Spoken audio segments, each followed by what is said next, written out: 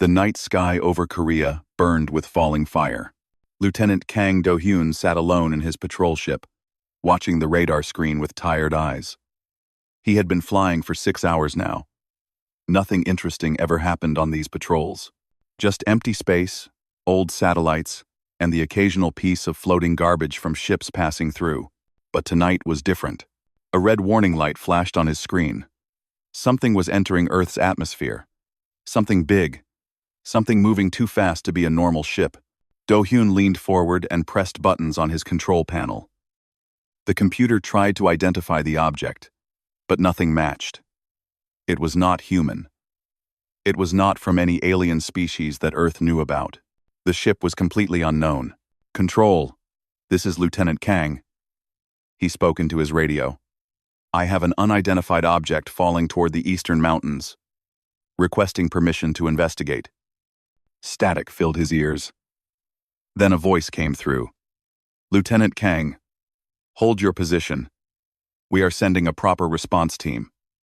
Number 4. Do-hyun watched the burning object fall lower and lower.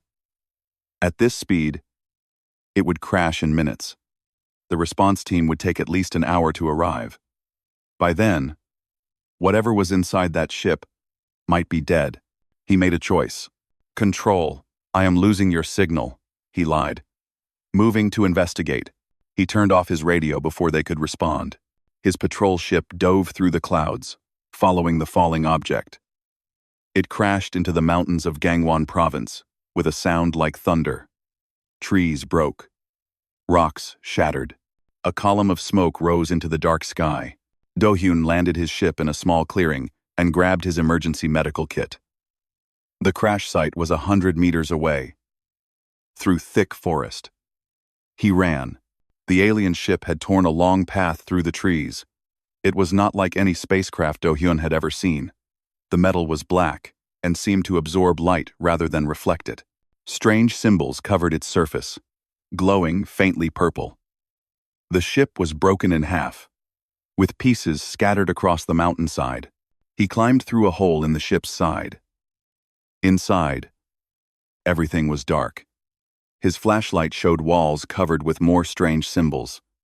The air smelled wrong, like flowers and copper mixed together. Then he saw her. She lay on the floor near the back of the ship.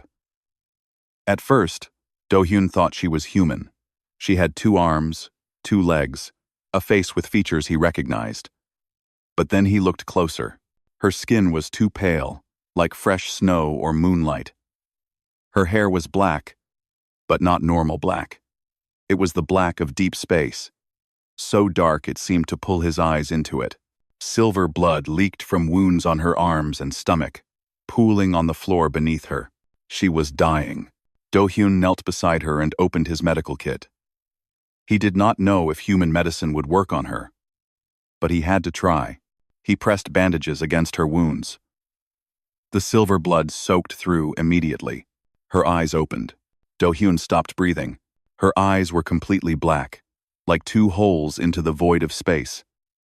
But inside that darkness, tiny points of light floated. Stars. Her eyes were full of stars. She grabbed his arm with sudden strength. Her grip was cold and powerful. "Hunter," she whispered. Her voice was weak, but the word came through clearly. His translator device struggled with her language, but this word, it, understood. "Hunter. Coming." "What hunter?" Do-hyun asked. "Who is hunting you?" But her eyes closed again. Her grip loosened. She fell back into unconsciousness. Do-hyun heard something in the distance. The sound of engines. The response team was coming faster than he expected. Or maybe it was not the response team at all. Maybe it was the hunter she spoke of. He looked at the alien woman. He should leave her here. He should report what he found and let the government handle it. That was the correct thing to do. The safe thing. But something in her eyes had touched him. Those stars floating in darkness. The fear in her voice when she said, "Hunter." She was running from something. She was alone and afraid and dying. Do-hyun made another choice. He lifted her carefully. She weighed almost nothing, as if her bones were hollow like a bird's. He carried her out of the crashed ship and through the forest. His own ship was still waiting in the clearing. The engine sounds grew louder behind him.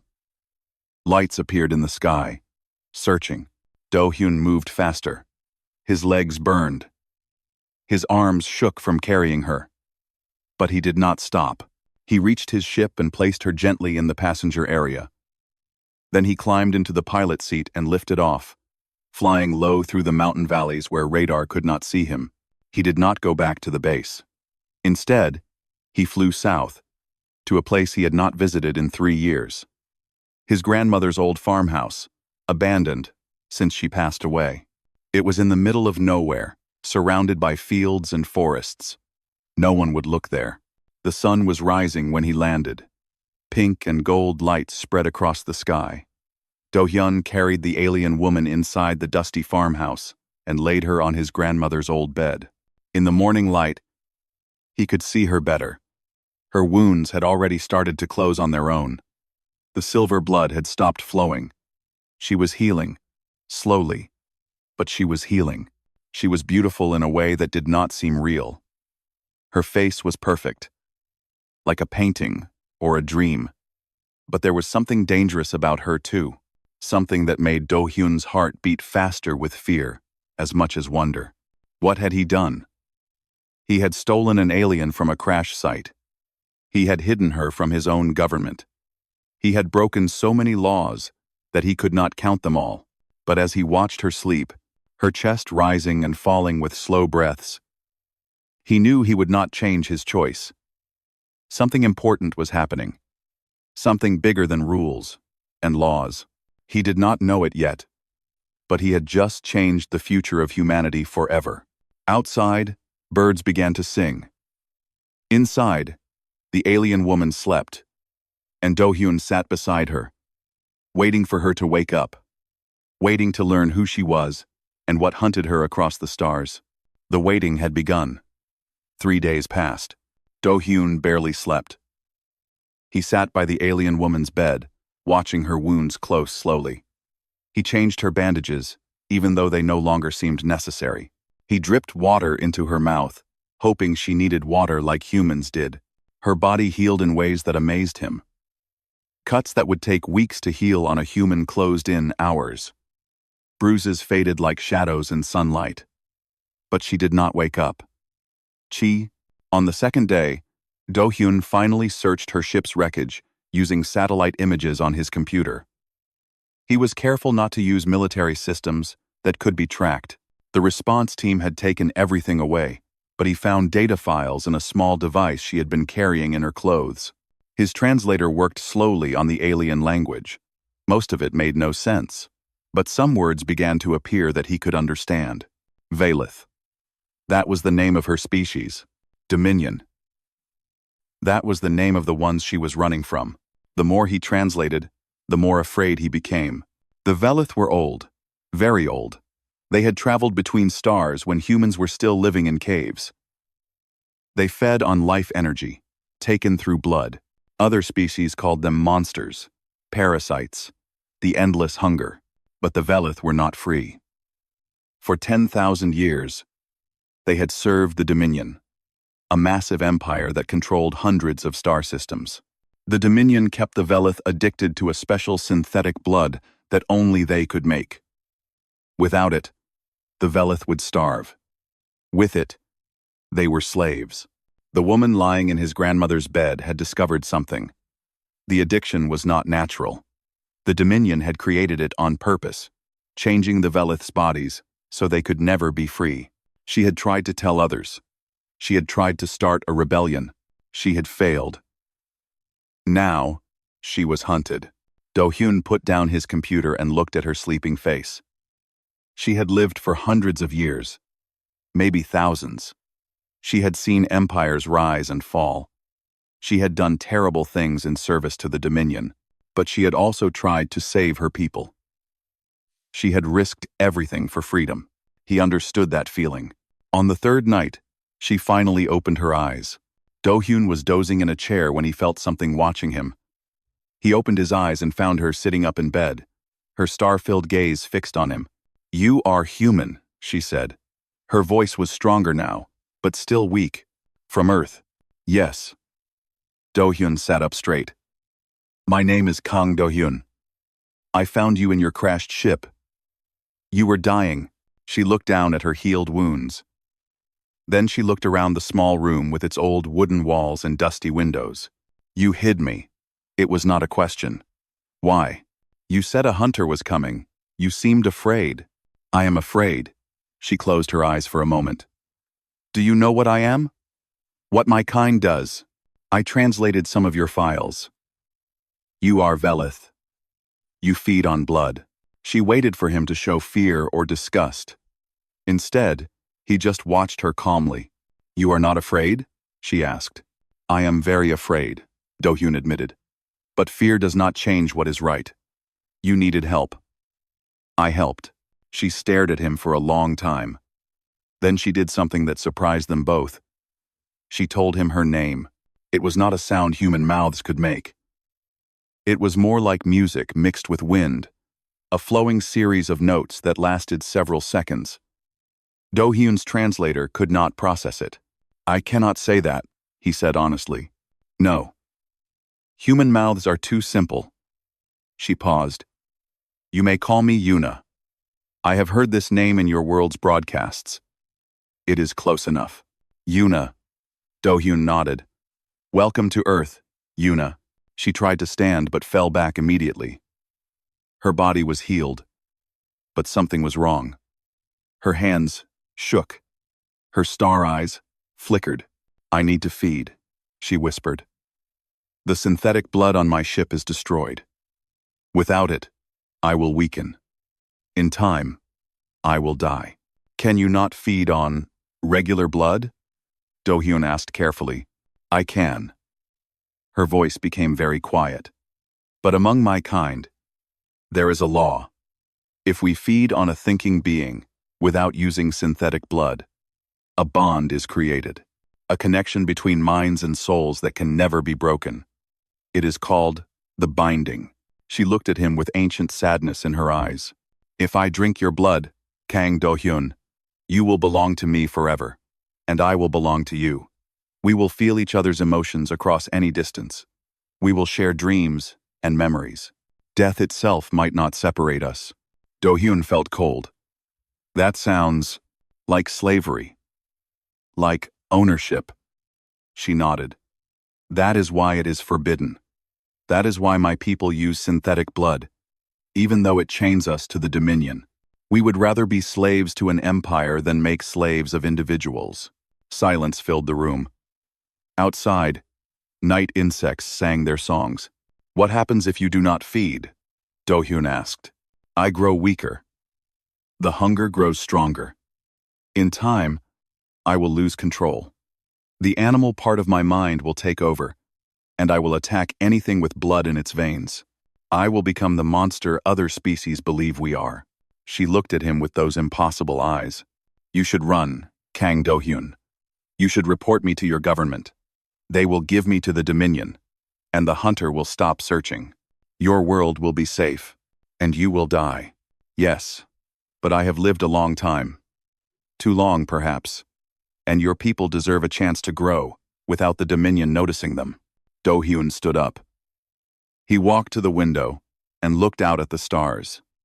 Somewhere out there, an ancient empire controlled hundreds of species through addiction and fear. Somewhere out there, a hunter was searching for this woman. He thought about what his grandmother used to say. That true strength was not about power, but about choices. That the measure of a person was how they treated those who could not help them back. Yuna could not help him. She was weak, hunted, and dying. The smart thing, the safe thing, was to let her go. But Do-hyun had never been very smart about being safe. He turned back to face her. "How long can you hold on?" he asked. "Before you lose control?" "A few more days, perhaps a week. Then we have a week to find another answer." Yuna stared at him. In all her centuries of life, she had never met anyone quite like this young human. He was not brave, because he did not understand the danger. He understood perfectly. He was brave despite understanding. It made no sense to her. But somewhere deep inside her ancient heart, something warm began to grow. Something she had not felt in a very, very long time. Hope. Do-hyun searched everywhere for an answer. He studied Yuna's data files until his eyes burned. He searched human medical databases for anything about synthetic blood. He even secretly contacted a biologist friend, asking strange questions about blood substitutes without explaining why. Nothing worked. The synthetic blood the Dominion made was beyond human science. It would take years, maybe decades, for Earth to develop anything similar. Yuna did not have years. She did not even have days anymore. Do-hyun watched her grow weaker each night. She stopped talking. She stopped moving. She lay on the bed like a statue, her star eyes flickering dimly. Her skin, which had been pale before, now looked almost transparent. He could see dark veins beneath it, spreading like cracks in ice. On the fifth night, she grabbed his hand when he brought her water.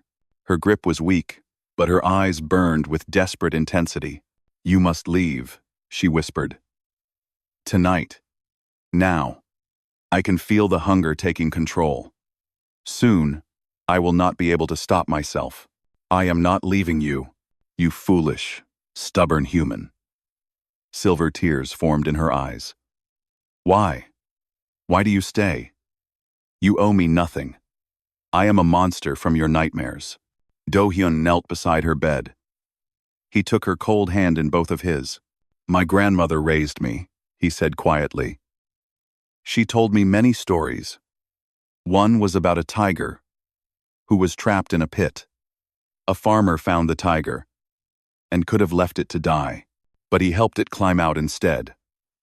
The tiger could have eaten him then, but it did not. It remembered kindness. I am not a tiger, Do-hyun. I am something far worse. Maybe. But kindness is kindness. And you are not a monster. Monsters do not cry when they are afraid of hurting others." Yuna closed her eyes. Her body shook with hunger she could no longer hide. "The binding," she said. "You do not understand what it truly means. I will feel everything you feel. Every joy, every pain, every secret thought. And you will feel mine. All my centuries of memory. All the terrible things I have done. I know. You will belong to me. Not like a slave, but like a part of my own soul. Where I go, something of you will follow. Where you go, something of me will be there. We will never be alone again, but we will also never be fully ourselves again." "I know," Do-hyun repeated. "And you still offer this?" Her voice cracked. "Why?" Do-hyun thought about the question. He had been thinking about it for 5 days. "Because if you die, whatever is hunting you will come anyway. Earth will face the Dominion with no warning, no knowledge, no ally who understands them. If you live, we have a chance." Yuna shook her head slowly. "That is the reason you tell yourself. What is the true reason?" Do-hyun smiled sadly. "Because I looked into your eyes in that crashed ship, and I saw stars. Not the stars of empty space, but living lights. I saw someone who was alone, and scared, and running. Someone who had fought against an evil empire even when she knew she would lose." He squeezed her hand. "I saw someone worth saving." Yuna stared at him. In all her long existence, no one had ever said such words to her. Her people did not speak of worth or saving. They spoke of power and survival. They spoke of hunger and feeding. But this human, this brief mayfly of a creature whose entire life was less than a moment compared to hers. He spoke of stars in her eyes. He spoke of her being worth something.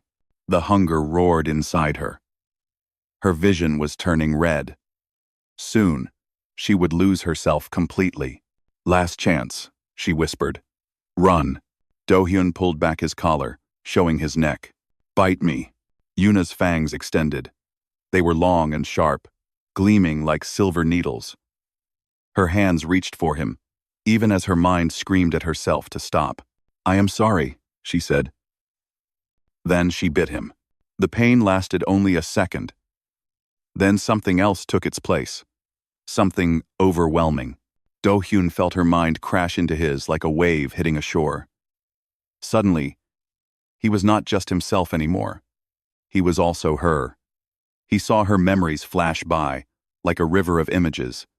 Worlds burning. Stars dying. Centuries of loneliness. The face of everyone she had ever killed in service to the Dominion. But he also felt her hope. Her tiny, fragile hope that maybe things could be different. Her desperate wish to be more than a weapon. Her dream of a galaxy where her people were free. And Yuna felt him too. She felt his short human life, so small compared to hers, yet so full of light. She felt his love for his grandmother, his loyalty to his friends, his stubborn belief that one person could make a difference. She felt his fear and his courage mixed together, because he was afraid but he acted anyway. Most of all, she felt his warmth. Humans burned so bright and so brief. They loved fiercely because they knew they would die. They fought hard because every moment mattered. It was beautiful. It was terrifying. It was more than she had ever experienced in all her centuries of existence. She pulled back, gasping. Blood, red and human, stained her lips. Do-hyun slumped against the bed, breathing hard. His neck throbbed where she had bitten him. But through the new connection between them, he could feel something amazing. He could feel her. She was no longer hungry. Strength was returning to her body. But more than that, she was happy. For the first time in centuries, she felt truly alive. "Well," Do-hyun said weakly, "guess we are stuck with each other now." Yuna wiped her mouth. She looked at him with wonder in her star-filled eyes. "You should be angry. I just changed your life forever without your true consent. The hunger made me. I offered. You warned me many times. This was my choice. But the binding goes both ways, right?" Do-hyun smiled. "You belong to me too. That means I can tell you to stop apologizing." Yuna blinked. Then, for the first time in 300 years, she laughed. It was a strange sound, musical and ancient, like wind through crystal. Do-hyun felt her laughter through their bond, and he started laughing too, even though nothing was really funny. They laughed together in the old farmhouse, two unlikely beings now joined forever, while somewhere in space, a hunter continued to search for them. The universe had changed. Neither of them knew how much yet, but they would find out soon enough. The hunter came on a Thursday morning. Do-hyun was teaching Yuna how to use chopsticks when the sky over Seoul turned dark. Through their bond, he felt her freeze. A cold wave of ancient fear flowed from her mind into his. "He is here," she whispered. They turned on the television. Every channel showed the same thing. A massive ship hung over the capital city, blocking the sun. It was shaped like a blade, black and silver, covered with weapons that glowed with purple energy. A voice spoke from the ship, broadcast on every frequency in every language. "People of Earth, I am Commander Rethus of the Dominion Tracker Corps. You are harboring a dangerous criminal of the Velith species. You will surrender her to me within 24 hours, or your planet will be classified as hostile to the Dominion. You know what this means." Do-hyun looked at Yuna. Through their bond, he could see her memories of what happened to hostile planets. Fire raining from the sky. Cities turned to glass. Billions of lives ended in moments. "I have to turn myself in," Yuna said. "No, Do-hyun. You felt what I felt. You know what the Dominion does. Your people are not ready to fight them. You have only been traveling in space for 20 years. They have ruled the galaxy for thousands. Then we will need help," Do-hyun said. He picked up his phone and called a number he had been avoiding for 2 weeks. Captain Park Ji-won answered on the first ring. "Do-hyun. Where the hell have you been? The whole military has been looking for you. There are reports about an alien crash site, and you being seen nearby. And now there is a giant ship over Seoul demanding we hand over some criminal. Please tell me, these things are not connected. Do-hyun took a deep breath. They are connected. Silence. I am coming to you, Ji-won said finally. Send me your location. And Do-hyun? This better be good. An hour later, Captain Park Ji-won stood in the farmhouse doorway, staring at Yuna with her hand on her gun. This is the alien the Dominion wants? Ji-won asked. Her name is Yuna. She looks human. She is not. Yuna stood slowly, showing her fangs. Her eyes swirled with stars. I am Velith. I feed on blood.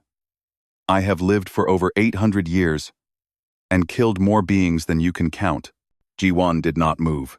She was a soldier, trained to stay calm under pressure. But her finger stayed on her gun.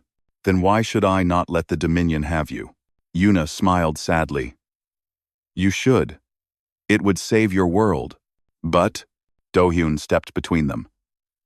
But the Dominion has enslaved her species for 10,000 years. They keep the Velith addicted to synthetic blood, using them as weapons and enforcers. Yuna discovered the truth and tried to free her people. That is why they hunt her. Ji-won looked at him carefully. She had known Do-hyun for 5 years. They had trained together, fought together, almost died together during the border incident. She knew when he was lying. He was not lying now. If we hand her over, Ji-won said slowly, we prove we are cowards. We show the galaxy that Earth will bend to any empire that threatens us. Yes, but if we fight, we might all die. Yes. Ji-won was quiet for a long moment. Then she lowered her gun. Tell me everything about this Commander Rethus. Yuna spent the next 3 hours sharing everything she knew. Rethus was a Trakan, a species of reptiles enhanced with machines. He was 300 years old and had never failed to capture his target. He had destroyed 17 civilizations that refused to cooperate with the Dominion. He was strong. He was smart. He was nearly unkillable. Nearly? Ji-won asked. Every creature has weaknesses, Yuna said. The Trakan regenerate from almost any wound, but their brains are vulnerable for a few seconds during the healing process, and their cybernetic parts can be disrupted by certain energy frequencies. Ji-won nodded. We can work with that. I need to make some calls. Over the next 12 hours, something amazing happened. The Korean government tried to negotiate with Rethus. They offered to search for Yuna and hand her over peacefully. But Rethus was not patient. He gave them only 12 more hours and destroyed a small island as a warning. This was his mistake. Humans did not respond well to threats. Instead of surrendering, the world began to prepare for war. Every nation contributed something. Scientists shared research. Soldiers made plans. Engineers built weapons. Lieutenant Cho Eun-ji, a weapons engineer Ji-won knew from military school, arrived at the farmhouse with equipment and ideas.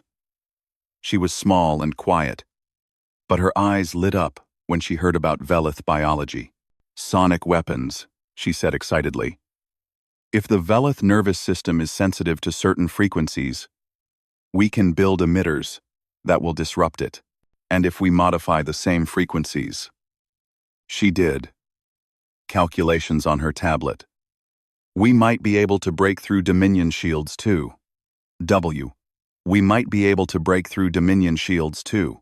Sergeant Yoon Tae-woo came next. He was big and loud, a special forces soldier who had fought in 3 different conflict zones. He looked at Yuna without fear. So you are fast and strong, he said. Good. I need you to show me exactly how fast and strong. We are going to build tactics around your abilities. I am only one Velith. Yuna protested. Tae-woo grinned. You are not fighting alone anymore. Through their bond, Do-hyun felt Yuna's confusion and wonder. In all her centuries, she had never seen anything like this. Humans barely knew she existed, yet they were willing to fight and die for her. Why? She asked him, silently through their connection. Do-hyun thought about the answer. Because you gave us a choice. Turn you over and prove we are slaves to fear.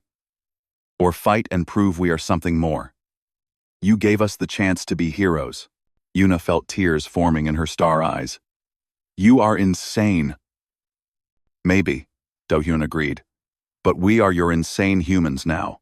The clock continued to count down. 12 hours, 10 hours, 8 hours.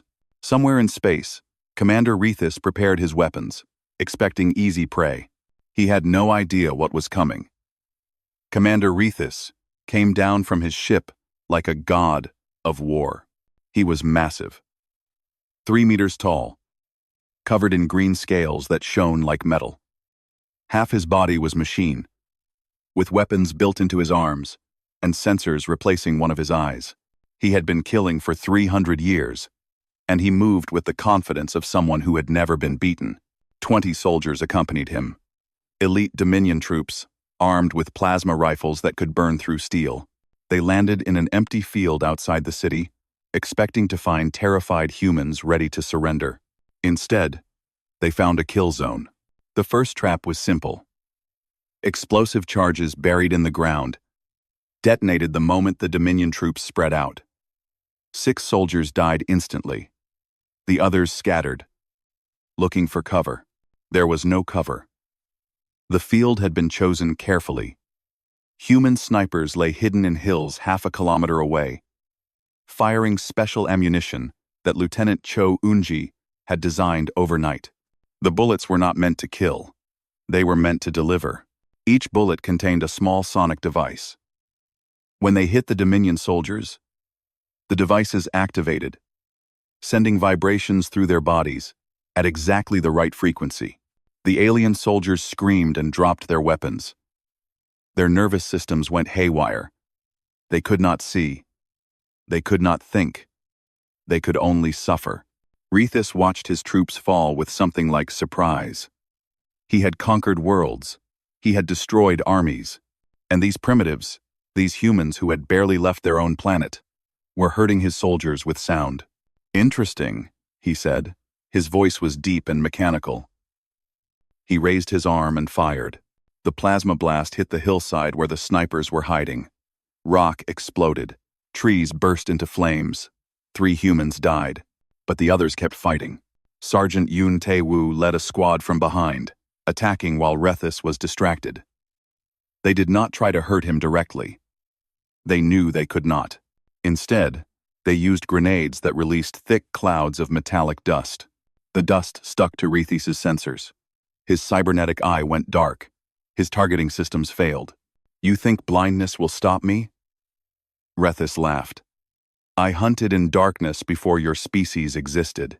He spun and grabbed a soldier, crushing him with one hand. He killed 2 more with his tail, which was tipped with a blade. Even blind, he was deadly, but the humans kept adapting. Captain Park Ji-won appeared from nowhere, firing a weapon that looked like it had been built from spare parts that morning. It probably had been. The beam hit Rethus in the chest, and for a moment, all his cybernetic parts stopped working. He froze. His machine heart stopped. His mechanical limbs locked. Tae-woo's squad attacked with everything they had. Bullets and blades and explosives all focused on one target. They poured fire into Rethus until their weapons ran empty. When the smoke cleared, Rethus was still standing. His organic parts were damaged. Silver blood leaked from dozens of wounds.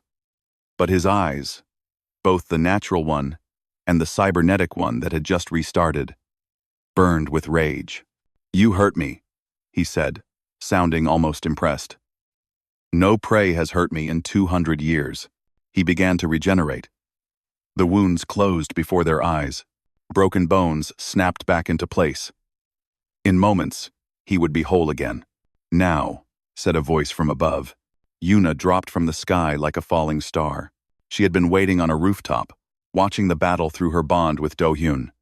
She had seen where the humans succeeded and where they failed. She had watched Rethus regenerate and remembered something important. During regeneration, the Trakan brain was vulnerable. For just a few seconds, while the body healed, the mind was open. She hit Rethus with all her strength. Her claws, extended to their full length, struck at his head. Not to kill him. That was impossible. But to reach inside, to touch his mind during those precious seconds of weakness. Rethus screamed. No one had ever attacked his mind before. He was a warrior, a physical being. Mental combat was unknown to him.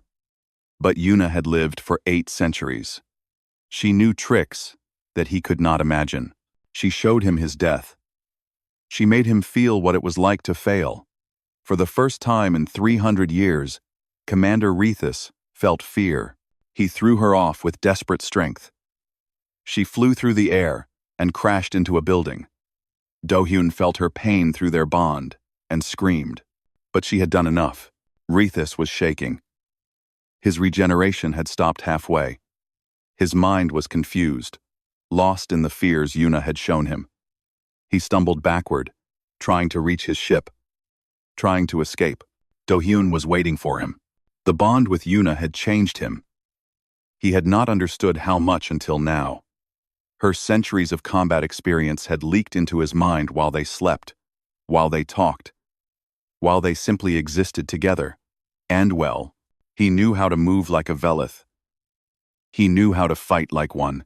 He was still human, still fragile, still mortal, but he was faster than he should have been, stronger than he should have been, and he was very, very angry. He attacked Rethus with a blade Yunji had made, designed to cut through Tracian scales. He aimed for the secondary heart, the one that kept the cybernetics running. Rethus blocked.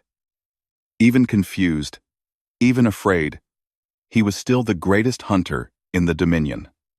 He caught Do-hyun's arm and twisted. Bone snapped. Do-hyun fell. Rethus raised his blade to finish the human. But before he could strike, Yuna hit him from behind. She was injured. She was exhausted. She should have been dead from the impact that threw her into a building. But through the bond, she had felt Do-hyun's pain. She had felt his bones break. And something inside her, something ancient and protective, had woken up. She tore out Rethus's secondary heart with her bare hands. The commander fell. His cybernetics died. His regeneration stopped. Silver blood pooled around his massive body. He looked up at Yuna with fading eyes. Impossible, he whispered. You are just one Velith, one deserter. How? Yuna stood over him, covered in blood, silver and red. I am not alone anymore, she said. Rethus died, and across the galaxy, in 1,000 Dominion control rooms, sensors registered the impossible. A tracker commander, undefeated for 3 centuries, killed by a primitive species that had barely reached the stars. Everything was about to change. The messages began arriving 3 days after Rethus died. Yuna was still healing. The battle had nearly killed her. Even with Velith regeneration, she needed time to recover. Do-hyun stayed by her side, his broken arm in a cast, feeling her slowly grow stronger through their bond.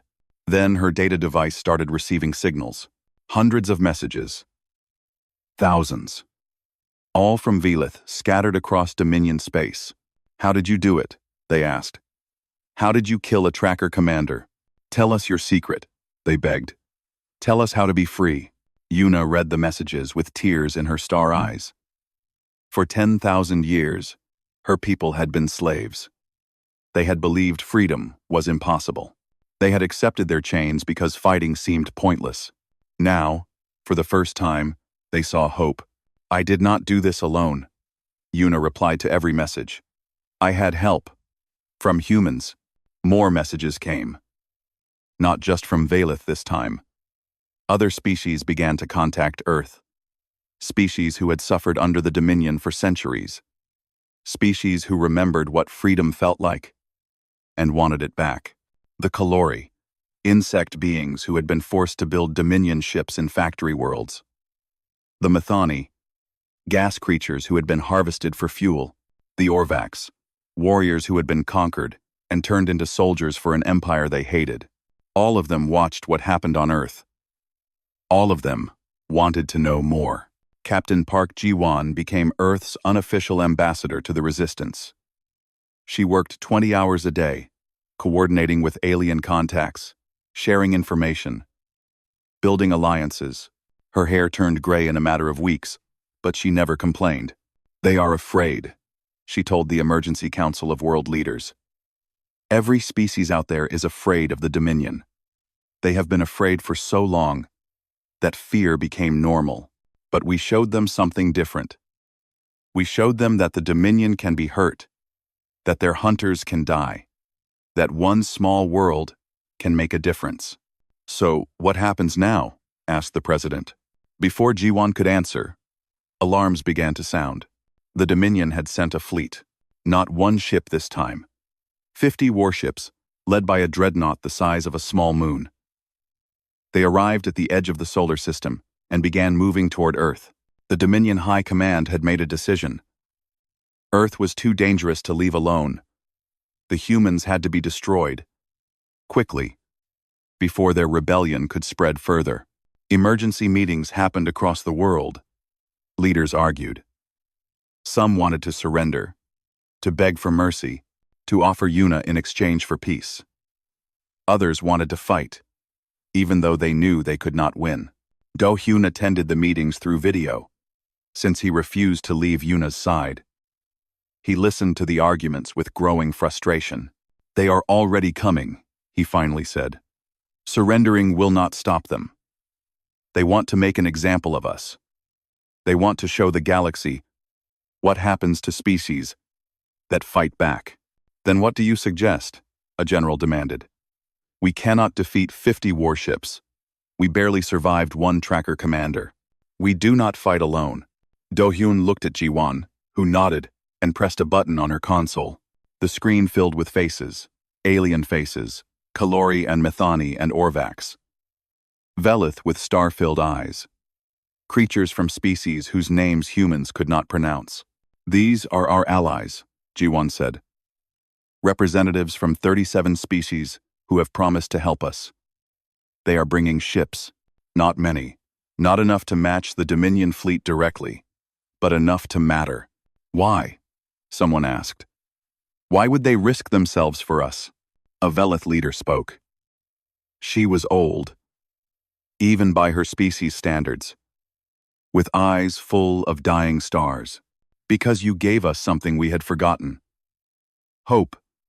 For 10,000 years, we told ourselves that resistance was pointless, that the Dominion was too strong, that survival meant obedience." She paused. "Then your people killed a tracker commander. Your people, who have barely touched the stars. Your people, who live such brief lives. You fought when fighting seemed impossible. You won when winning seemed impossible." She leaned forward. "If humans can do this, then what excuse do the rest of us have? How can we call ourselves free if we are afraid to fight for freedom?" The room was silent. Then the president spoke. "What do you need from us?" "Time," the Velith leader said. "Our ships will arrive in 11 days. The Dominion fleet will reach Earth in 7. You must hold them for 4 days. Axis 11. 4 days against 50 warships. 4 days against the most powerful military force in the galaxy." Do-hyun felt Yuna's hand touch his through their bond. She was awake now, watching through his eyes. "Can we do it?" he asked her silently. "I do not know," she replied. "But I know that humans have already done impossible things. Perhaps you can do one more." Do-hyun stood and faced the council. "We have 4 days to prepare. Let us not waste them." The next week was chaos. Every scientist, every engineer, every soldier worked without sleep.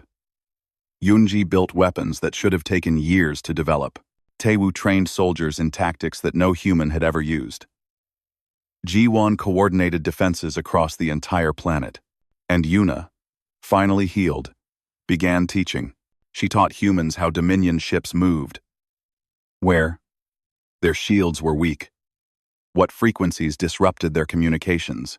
She shared 800 years of knowledge, giving it freely to a species she had known for only weeks. Through their bond, Do-hyun asked her why. "Because you saved me," she replied.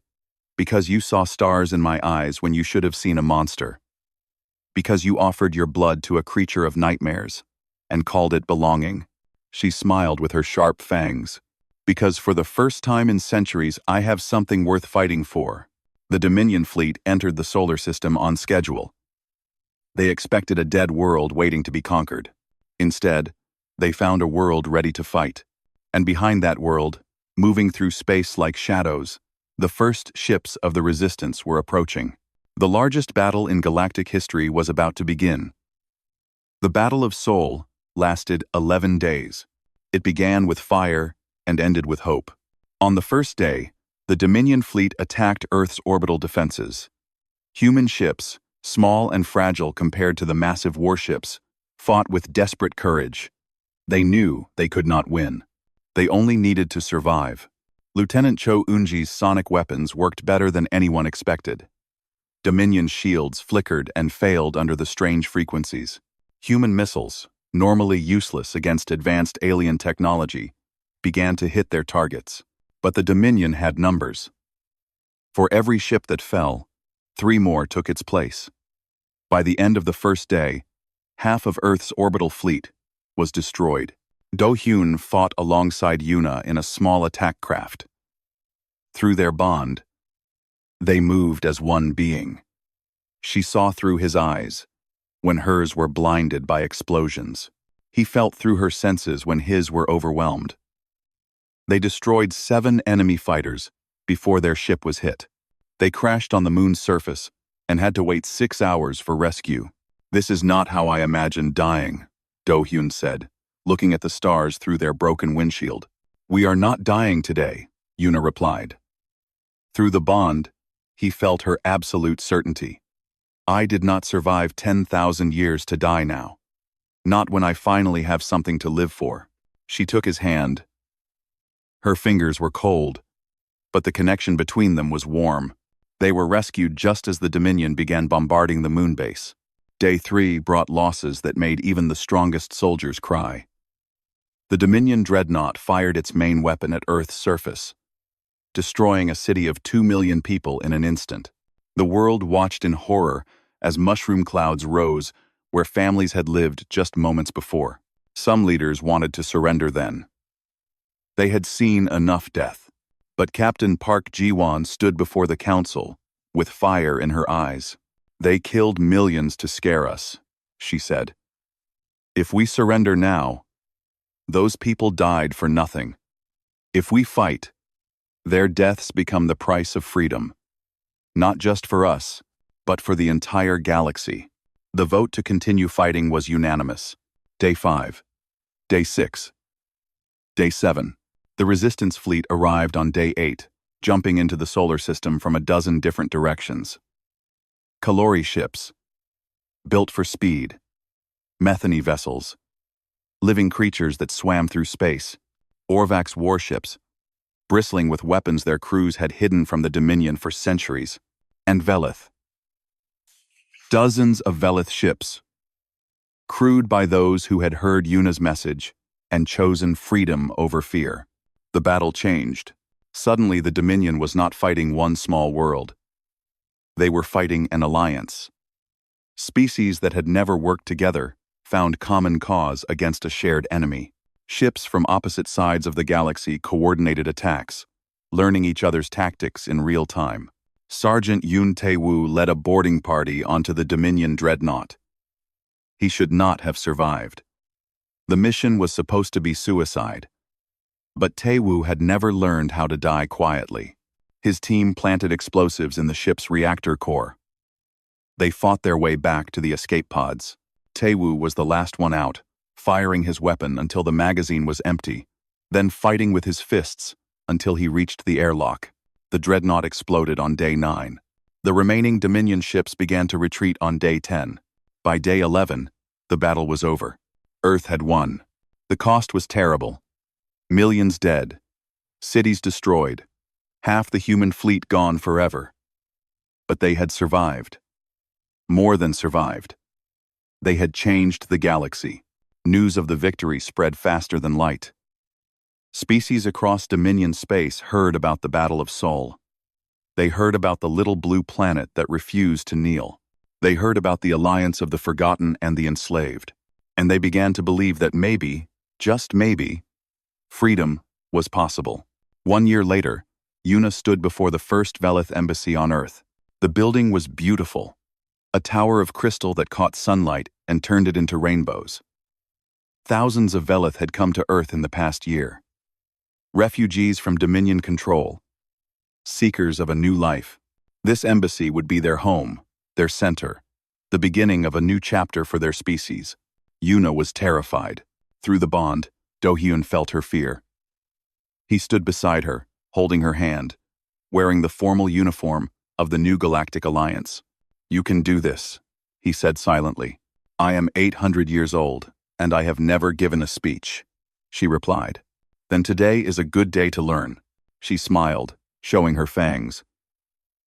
Even after a year, that smile still made his heart beat faster. Una stepped forward and faced the crowd.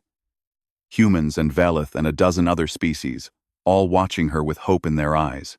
"1 year ago," she began, her voice carrying across the crowd, "I crashed on this world, expecting to die. I was alone, hunted, without hope. I had spent centuries telling myself that freedom was impossible, that resistance was pointless, that the best I could do was survive." She paused. "I was wrong." She looked at Do-hyun. "A human found me in my crashed ship. He could have left me to die. He could have turned me over to the Dominion. Instead, he carried me to safety. He offered me his blood when I was starving, knowing what it would cost him. He looked at a monster and saw someone worth saving. Tears formed in her star-filled eyes. Humans are strange creatures. They live such brief lives, yet they burn so bright. They are afraid, yet they fight anyway. They have every reason to hate what is different, yet they offer kindness to strangers from the stars." She raised her voice. "The Dominion ruled through fear. They told us we were alone. They told us resistance was pointless. They told us that we could only survive by obeying. But humans showed us another way. They showed us that connection is stronger than fear, that hope is stronger than despair, that belonging to each other is better than belonging to an empire." She turned to face the embassy, the crystal tower gleaming in the sunlight. "This building is not just for the Velith. It is for everyone who was told they could not be free. Everyone who was told they did not matter. Everyone who was told they were alone." She raised her hand, and Do-hyun raised his with her, their fingers intertwined. "We are not alone anymore. We belong to each other now. All of us. Human, and Velith, and Kalori, and Methani, and Orvax, and every other species that chooses freedom over fear." The crowd erupted in cheers. Humans and aliens together, celebrating not just victory, but hope. Later that night, Do-hyun and Una stood alone on the embassy roof, watching the stars. "I was trying to save you," Do-hyun said quietly. "When I found you in that ship, I thought I was being a hero." Una leaned against him. Through their bond, he felt her ancient heart beating in rhythm with his young one. "You did save me," she said, "but I think I saved you too. Both of us were alone before. Both of us were lost. Now we have each other." She looked up at him with those impossible eyes, stars swimming in darkness. "You bit off more than you could chew, Kang Do-hyun." He laughed. "Maybe. But I do not regret it." "Neither do I." She kissed him under the stars, the human and the vampire, the mortal and the ancient, bound together forever by blood and choice and love. The galaxy was changing. The Dominion was weakening. The Alliance was growing. There would be more battles to fight, more challenges to face, more impossible things to accomplish. But tonight, none of that mattered. Tonight, they simply belonged to each other, and that was enough. The end.